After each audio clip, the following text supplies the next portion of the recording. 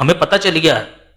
اب مجھے ایک بات بتائیے، ایک ہندو ہے، وہ محمد صلی اللہ علیہ وسلم پر ایمان نہیں لے کر آتا، لیکن وہ حضرت عیسیٰ علیہ السلام پر ایمان لے کر آ جاتا ہے، تو کیا بنے گا؟ وہ مسلمان بنے گا کہ عیسائی بنے گا؟ وہ ایک ہندو ہے، وہ مسلمان نہیں ہوتا ہے، وہ عیسیٰ علیہ السلام پر ایمان لے کر آ جاتا ہے، وہ کرسچن بن جاتا ہے، تو عیسائی بنے گا نا وہ. رسول اللہ صلی اللہ نہیں وہ کرسچنس کے مطلب جیسے ان کے یسوع پر ایمان لے کے آئے گا نا، یسوع کے اوپر ایمان لے کر آ گیا تو کیا بنا؟ وہ کرسچن بنے گا، وہ کرسچن بنا. تو محمد مصطفیٰ صلی اللہ علیہ وسلم جب تک نبی نہیں بنے، 40 سال کی جو آپ کی زندگی ہے، یہ سمجھیے کہ 35 36 37 38 39. اب محمد صلی اللہ علیہ وسلم حضرت عیسیٰ علیہ السلام کو اللہ کا نبی مانتے، تو کیا بنتے محمد صلی اللہ علیہ وسلم؟ محمد صلی اللہ علیہ وسلم اگر اس ہندو کی طرح حضرت عیسیٰ علیہ السلام کے اوپر ایمان لے کر آ جاتے اپنے نبوت کے دعوے سے قبل، تو کیا بنتے؟ میں اس کے بارے میں کچھ نہیں کہہ سکتا، مجھے نہیں پتا. کرسچن ہی بنتے، سیدھی سی بات ہے بھائی، کرسچن ہی بنتے. لیکن نہیں لے کر آئے. کیوں نہیں لے کر آئے؟ جانتے بھی نہیں تھے آپ، کیونکہ آپ پڑھنا لکھنا نہیں جانتے تھے.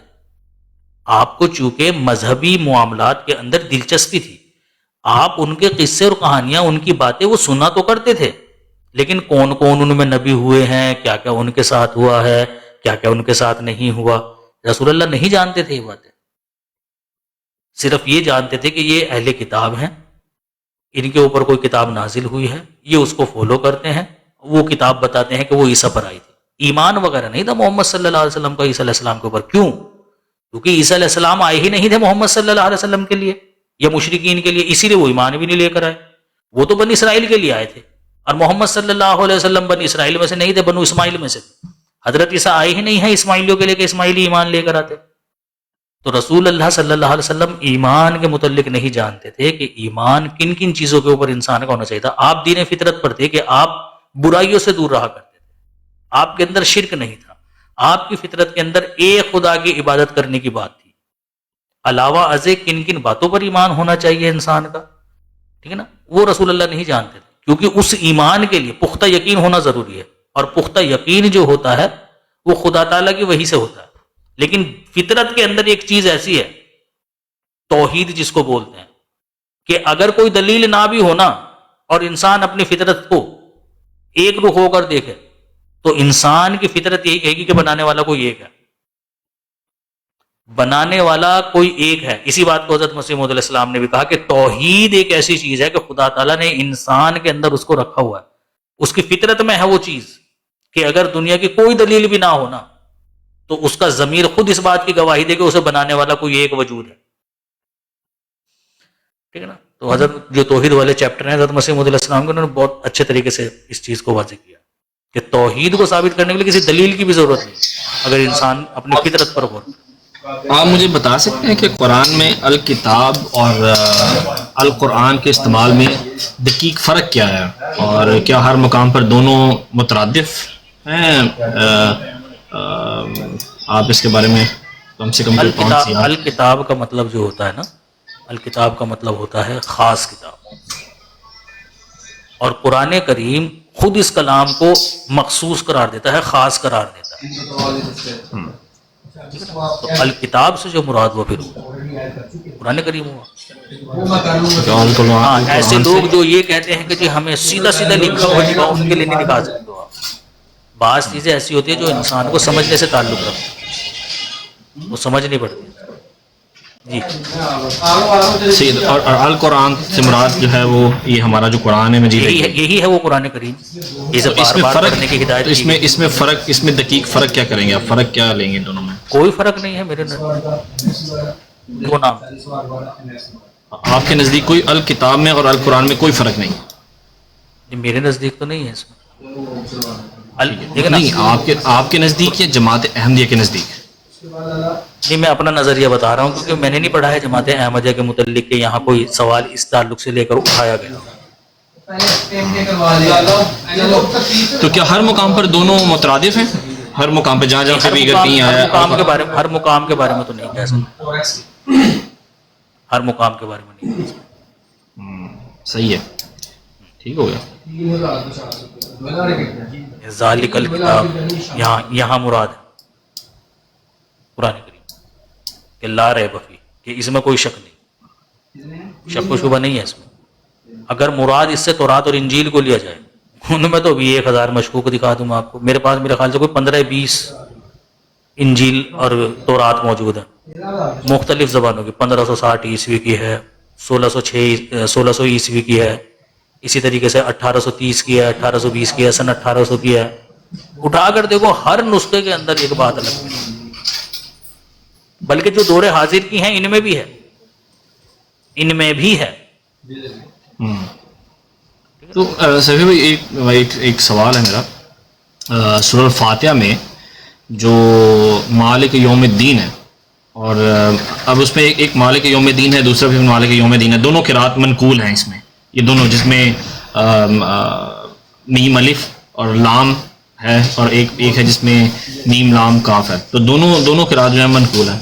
اگر مالک اور ملک دونوں صحیح قرات ہیں تو عقیدہ آخرت کے اعتبار سے دونوں قرات کے معنی میں کیا دقیق فرق پیدا ہوتا ہے؟ کیا ایک قرات دوسرے کے معنی کو محدود کر دیتی ہے؟ کیسے؟ یہی تو میں آپ سے پوچھ رہا ہوں نا، کیا محدود کر دیتی ہیں؟ آپ مجھے بتائیے نا کیا ٹرانسلیشن کرتے ہیں آپ؟ مالک یوم الدین، وہ تو مالک کا جزا سزا کا ملک بادشاہ کو بولتے ہیں نا. ہاں تو دونوں کے اندر دیکھیں نا، دونوں کی بات ایک ہی ہے. تو احمدیہ لٹریچر میں دونوں ملتی ہیں ہمیں، یا اس میں صرف ایک ملتی ہے؟ مالک جی، دونوں ایک ہی بات. بھائی ظاہر سی بات ہے، جو بادشاہ ہوتا ہے وہ مالک ہی ہوتا ہے نا. ایک بادشاہ ہے وہ اپنی رعایا کا مالک ہی ہے نا، اپنی ریاست کا مالک ہے نا. نہیں، میم الف لام کاف والا تو ہو گیا بادشاہ کا، ایک تو وہ ہو گیا بادشاہ مالک، میم الف لام کاف. لیکن میم لام کاف والی جو ہے تو ملک والی، مطلب اگر اوپر پیش ڈال دیتی تو ملک والی بن جاتی، ادھر یہ رایا بن جاتی، خود ایک ریاست بن جاتی ہے. یہ ایک سرزمین ہے، ملک ام الدین تھوڑا ہی نہ ہوا. نہیں، ملک کی ویسے یہ ریاست کے طور پہ ہے. اگر یہ ریاست کے طور پہ آ جاتی ہے کیا کہ اللہ تعالیٰ ریاستوں کا مالک ہے. ہاں تو ٹھیک ہو گیا نا. بھائی دیکھیں نا، یہ دنیا جو ہے اللہ تعالیٰ کی، ہم کہتے ہیں نا کہ بھائی اللہ تعالیٰ کی بادشاہت ہے. یہ اللہ تعالیٰ بادشاہ ہے. بادشاہت کیا؟ ریاست ہے کیا؟ وہ دنیا ہے. تو دونوں کا جو مطلب ہے، جو لب و لباب، اسی لیے کہتے ہیں کہ قرات سے جو ہے نا وہ مفہوم نہیں تبدیل ہوتا ہے، بات نہیں تبدیل ہوتی ہے، بات وہی رہتی ہے.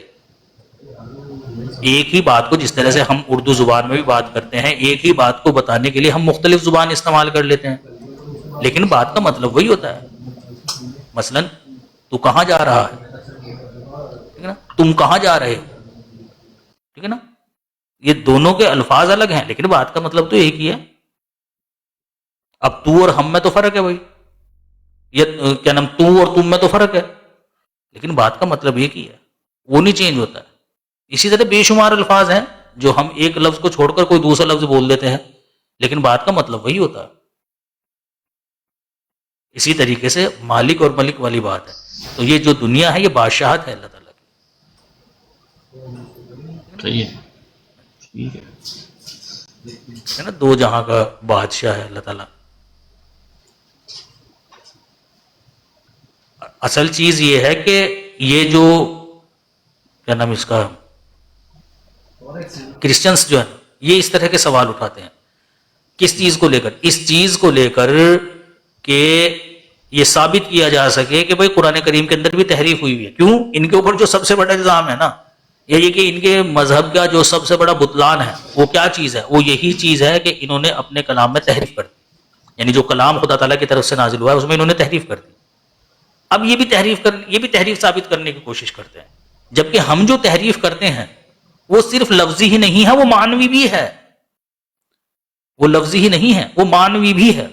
اب جیسے دیکھیں، انجیل کا یہ دعویٰ ہے کہ جو صلیب اٹھائی تھی وہ کیا نام، وہ سمون نے اٹھائی تھی، شمون نے اٹھائی تھی، اور غالباً شاید یوحنا کی انجیل ہے وہ یہ کہتی ہے کہ مسیح نے انجیل اٹھائی تھی.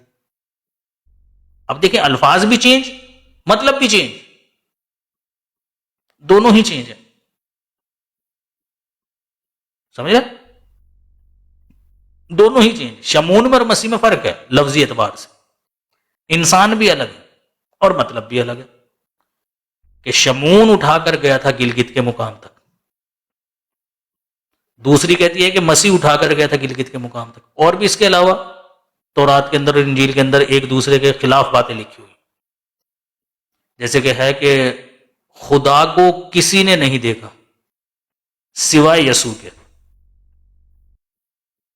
اوکے، جبکہ تورات کے اندر لکھا ہوا ہے کہ جناب یعقوب خدا سے کشتی بھی لڑ چکے ہیں، دیکھنا تو بہت دور کی بات، انہوں نے 2 ہاتھ بھی کر رکھے ہیں خدا سے. اب بتاؤ اس میں کوئی کیا جواب دے سکتا ہے کوئی جواب دینے والی بات؟ کوئی بھی بات نہیں ہے، اپوزٹ ہے بالکل ایک دم. کیا جواب ہو سکتا ہے اس کا؟ معنوی اعتبار سے بھی یا مفہومی اعتبار سے یا لفظی اعتبار سے کچھ بھی نہیں. الفاظ بھی الگ، مفہوم بھی الگ، بات بھی الگ. ٹھیک ہے نا؟ تو پتہ چلا کہ یہ تحریف کی گئی ہے، مسیح کو بلند ثابت کرنے کے لیے یہ تحریف کی گئی ہے کہ سوائے یسوع کے خدا کو دیکھا ہی کسی نے نہیں. حالانکہ بات جھوٹ ہے، تورات کے اندر موجود ہے کہ خدا کو دیکھا گیا، خدا کو دیکھا گیا. وہ کس نے دیکھا؟ کہتے جی یعقوب نے دیکھا بھی اور کشتی بھی لڑی اور پچھاڑ بھی دیا. جی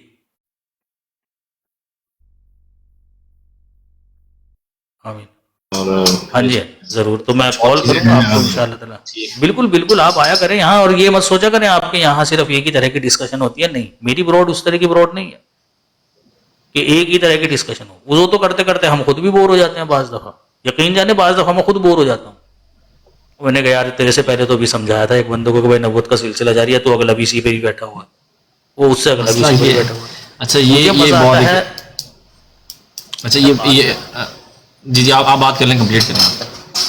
بات کرنے کا ہر انسان کا نا اپنا مزاج ہوتا ہے.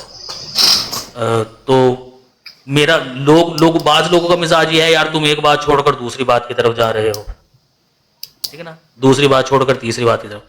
میں اس چیز کو معیوب نہیں سمجھتا ہوں. ایک انسان اپنی پچھلی بات تبھی چھوڑتا ہے جب اس کو پتا ہے کہ ہاں اس پہ میں اور کلام نہیں کر سکتا یا میرے پہ جواب دینے کو کچھ نہیں ہے. اور میں یہ بھی جانتا ہوں انسان کبھی اپنے زبان سے اقرار نہیں کرتا اس چیز کا کہ ہاں بھائی میں نے جو سوال کیا تھا تو نے مجھے اس کے اوپر لاجواب کر دیا، اب میں لہٰذا دوسرا سوال کرتا ہوں. وہ کبھی بھی اقرار نہیں کرے گا، وہ چپ کر کے اپنا پچھلی بات کو چھوڑ کر اگلی بات کی طرف آ جائے گا. تو سمجھ جاؤ کہ اس کے پاس پچھلی بات کا جواب نہیں ہے. مجھے ڈسکشن کا مزہ آتا ہے ایسے، ایک ہی بات کو بار بار کرتے رہو، وہ ادھر سے کہہ رہا ہے میں ادھر سے کہہ رہا ہوں، مجھے مزہ نہیں آتا ایسے. مزہ مجھے اسی میں ہی آتا ہے. اور یہ چیز حضرت مسیح موعود علیہ الصلوۃ والسلام کی تحریرات پر یا آپ علیہ الصلوۃ والسلام کی ذات کے اوپر بات کرنے میں ہی آ سکتی ہے. وفات مسیح اور اجراء نبوت پر تو میکسیمم 10 منٹ ہماری بات ہوتی ہے، اس کے بعد تو لاک لگ جاتا ہے، پھنس جاتا ہے، پھر تو غیر احمدی، پھر اس کے بعد کوئی جواب رہتا سوائے اس کے کہ وہ بات کو دہراتا رہے. مزہ مجھے ایسی ہی گفتگو میں آتا ہے. ایک بات ختم ہوئی 2-4 منٹ کے بعد اگلی بات شروع ہو گئی، پھر 2-4 منٹ وہ ہوئی، پھر اس کے بعد اگلی بات شروع ہوگی. تو آپ یہ نہ سوچا کریں کہ یہاں ایک ہی طرح کی بات ہوگی. آپ کو جس طرح کا بھی سوال ہو آپ یہاں لے کر آیا کریں. ہمارے پاس اگر جواب ہوا کرے گا ہم آپ کو جواب دیا کریں گے، نہیں تو آپ کو بتا دیا کریں گے بھائی نو ورڈ ڈسکرائب، بھائی بعد میں آنا، آپ ابھی جواب نہیں ہے، تحقیق کر کے اس کا جواب دیں گے آپ کو. ٹھیک ہے جی. انشاءاللہ پھر میں لگاتا ہوں چکر. بہت شکریہ. ابھی کچھ کہنے والے تھے آپ؟ وہ میں یہ کہنے لگا تھا نا، جیسے ابھی آپ نے لکھا نا نبوت کا سلسلہ جاری ہے. جب ہم ایک غلطی کا ازالہ پڑھتے ہیں اور پھر مرزا غلام احمد صاحب خود بھی اس چیز کے قائل ہیں کہ نبوت کا سلسلہ مکانہ محمد والی جو آیت ہے اس کے تحت وہ کہتے ہیں وہ بند ہے بالکل 100%، اس کو بھی وہ بند مانتے ہیں. اب ایک خاص قسم کی نبوت کو وہ کہتے ہیں کہ یہ جاری ہے، اور یہ جو نبوت ہے یہ ذلی اور بروزی طور پر نبوت ہے جو جاری ہے، جو کہ نبی کریم صلی اللہ علیہ وسلم کا اپنا آنا ہی ہے. اور جو شخص مطلب اتباع رسول میں اس قدر انہیل ہو جاتا ہے کہ اس کے بعد وہ اس کو اس درجہ پر فائز کر دیا جاتا ہے. اس میں پھر یہ ہے کہ کچھ چیزیں ایسی ہیں جہاں پہ مطلب آپ مطلب ایک ہوتا ہے جیسے کاؤنٹر، جیسے آپ اکثر وہ دیتے ہیں کہ بنی آدم جب تمہاری طرف رسول آویں، آپ یہ آیت اکثر پیش کرتے ہیں. اب اس میں یہ ہے کہ جب ہم یہ بات کہتے ہیں کہ بھائی کیا یہ صرف جماعت احمدیہ کے ہاں ہی آئیں گے، بھی کیا کوئی ہندو کے ہاں بھی آ سکتا ہے، کسی اور طرف بھی آ سکتا ہے، وہ چیزیں نا پھر بہت پھیل جاتی ہیں. اگر مرزا غلام احمد صاحب کی اپنی آئیڈیالوجی کو اگر مرزا غلام احمد صاحب کی اپنی آئیڈیالوجی کو دیکھیں تو وہ خود بھی اس چیز کے قائل ہیں کہ نبوت اور سلسلہ بالکل بند ہے. بلکہ میں سمجھتا ہوں کہ یہ مجھے لگتا ہے کہ انہوں نے نبوت کو جیسے حضرت عیسیٰ علیہ السلام کا بھی نہ آنا اس طرح انہوں نے بند کیا کہ مطلب نبوت کسی سلسلے میں انہوں نے اوپن کی ہی نہیں ہے. اب صرف لفظوں کے طور پر مطلب ایک لغوی اعتبار سے کہ اگر نبی کا جو لغوی اعتبار ہے اس اعتبار سے انہوں نے استعمال کیا اس ورڈ کو, تو یہ آئیڈیالوجی جب مرزا غلام احمد صاحب کی لی جاتی ہے تو وہ مجھے لگتا ہے کہ ختم نبوت کے تو وہ خود بھی قائل تھے, اور صرف اس آئیڈیالوجی کو لے کر کے اب چونکہ نبی کوئی آ ہی نہیں سکتا, اب اگر کوئی آئے گا تو وہ ذل اور بروز ہوگا, اور ان معنوں کو, نبوت کے معنوں کو ذل اور بروز میں انہوں نے استعمال کر کے یہ بات کے اوپر اور اتھینٹسٹی لگا دی ہے کہ اب یہ ختم نبوت کے وہ پکے قائل ہیں. مجھے لگتا ہے آئی ڈونٹ نو اس سے لوگوں کو اختلاف ہو یا وہ ختم نبوت کے قائل ہیں, لیکن جس طرح سے آپ ختم نبوت کا قائل کرنا چاہ رہے ہیں نا, اس سے تو محمد صلی اللہ علیہ وسلم کی ختم نبوت ہی باطل ہو جاتی ہے. دیکھیں, سب سے پہلی بات تو ذل اور بروز کی. یہ ذل اور بروز کے جو الفاظ ہیں نا, یہ اس قوم کے اندر رائج ہیں جس قوم میں مرزا غلام احمد قادیانی علیہ السلام آئے, اور قرآن یہ کہتا ہے کہ ہم جو نبی بھیجتے ہیں وہ جس قوم میں بھیجتے ہیں وہ اسی قوم کی زبان بولتا ہے, اور زبان بولنے کا سیدھا سا یہ مطلب ہے کہ اس زبان میں جو لفظ استعمال ہوتے ہیں اپنی بات کو سمجھانے کے لیے, بتانے کے لیے, وہ نبی ان الفاظ کو استعمال کرے گا, ان اصطلاحات کو استعمال کرے گا. سیدھی سی ہوگی بات, یہی بات ہے نا. نئے نئے الفاظ تو نہیں ایجاد کرے گا کہ بھئی نہیں میں چونکہ نبی ہوں میں نئے نئے الفاظ ایجاد کروں گا, نہ. جس قوم میں وہ آیا ہے اس قوم میں آ کر وہ اسی زبان کے الفاظ, اسی زبان کی مثالیں, اسی زبان کی اصطلاحات, اسی زبان کی کہاوتیں استعمال کرے گا. سمپل بات ہے. رسول اللہ نے بھی کیا. رسول اللہ نے کوئی الگ الگ سے اصطلاحات تو نہیں تیار کری, الگ الگ طریقے سے تو الفاظ استعمال نہیں کرے کہ جی چونکہ میں نبی ہوں میں تمہارے سامنے نئے نئے الفاظ پیش کروں گا, نہیں. تو ذل اور بروز کے جو الفاظ ہیں وہ امت محمدیہ میں اس بات کو ثابت کرنے کے لیے ہوتے ہیں کہ کیا نام, یہ مقام یا یہ چیز ہم نے کسی کی اتباع اور کسی کی پیروی میں حاصل کی. شارٹ میں یہ سمجھیے کہ اس امت کا اگر کچھ اصل ہے وہ محمد صلی اللہ علیہ وسلم کی ذات ہے. باقی اس امت میں جس کو جو بھی مقام ملا ہے وہ ذل تو کہلا سکتا ہے, اصل نہیں کہلا سکتا. اصل کون ہے؟ اصل محمد صلی اللہ علیہ وسلم. اگر دیکھیں نا, ہمارے درمیان میں کون ہے؟ اللہ ہے اوپر, درمیان میں محمد صلی اللہ علیہ وسلم نیچے ہیں. ہم محمد صلی اللہ علیہ وسلم کو پھلانگ کر ڈائریکٹ خدا سے کچھ نہیں لے سکتے. ہم جو بھی لیں گے رسول اللہ کے ذریعے سے ہی لیں گے. محمد صلی اللہ علیہ وسلم کو مانو جیسے انہوں نے زندگی گزارنے کے متعلق بتایا ہے, جیسے انہوں نے زندگی گزاری ہے, جن چیزوں کی انہوں نے تعلیم, جن باتوں کی تعلیم انہوں نے دی ہے ان کے اوپر اس کے مطابق اپنی زندگی گزارو, تب تمہیں خدا تعالیٰ کی طرف سے ملے گا. اتنی بات صحیح ہے, نو ورڈ ٹو ورڈ, کوئی اعتراض تو نہیں اس میں؟ صحیح ہے. ہاں, یہی ذل اور بروز کا مطلب ہے. مرزا غلام احمد قادیانی علیہ السلام بھی یہی بات کہتے کہ میں کوئی اس طرح کا نبی نہیں ہوں کہ ڈائریکٹ رسول اللہ کو پھلانگ کر اللہ تعالیٰ سے میں نے مقام نبوت حاصل کر لیا. جیسے محمد مصطفیٰ صلی اللہ علیہ وسلم کو جو مقام نبوت ملا تو محمد صلی اللہ علیہ وسلم کسی نبی کے متبع نہیں تھے. نہ حضرت ابراہیم کی تابع داری کرتے تھے, نہ حضرت موسیٰ کی, نہ حضرت عیسیٰ کی, نہ کسی اور نبی کی. یہ مقام آپ کو ڈائریکٹ خدا کی طرف سے ملا. اب رسول اللہ کے آنے کے بعد اس امت کے اندر جو بھی مقام ملے گا, جس کو بھی ملے گا, وہ اس نبی کے ذریعے سے ہی ملے گا, کیونکہ یہ ہے اصل اس امت کا. یہ ہے اس امت کا اصل. ڈائریکٹ نہیں تم حاصل کر سکتے. محمد مصطفیٰ صلی اللہ علیہ وسلم نے اس دنیا میں آ کر دوسری اقوام سے فیض کو ختم کر دیا. کیوں؟ وہ دوسری قومیں رسول اللہ کو نہیں مانتی, اور اس فیض کو کہاں جاری کیا؟ دنیا سے ختم کر دیا؟ نہیں, اس فیض کو دوسری قوموں سے ختم کر کے اپنی امت میں جاری کیا ہے. یہ ہے ختم نبوت کا مطلب, کہ یہی وجہ ہے کہ نہ نبی وہاں آتا ہے, نہ ولی آتا ہے, نہ صدیق آتا ہے, نہ شہید آتا ہے, کوئی نہیں آتا. کیوں؟ یا رسول اللہ کے ذریعے سے خدا تعالیٰ نے دوسری اقوام سے اس فیض کو ختم کر دیا اور رسول اللہ کی امت میں رکھ دیا. اب یہ فیض محمد صلی اللہ علیہ وسلم کے کام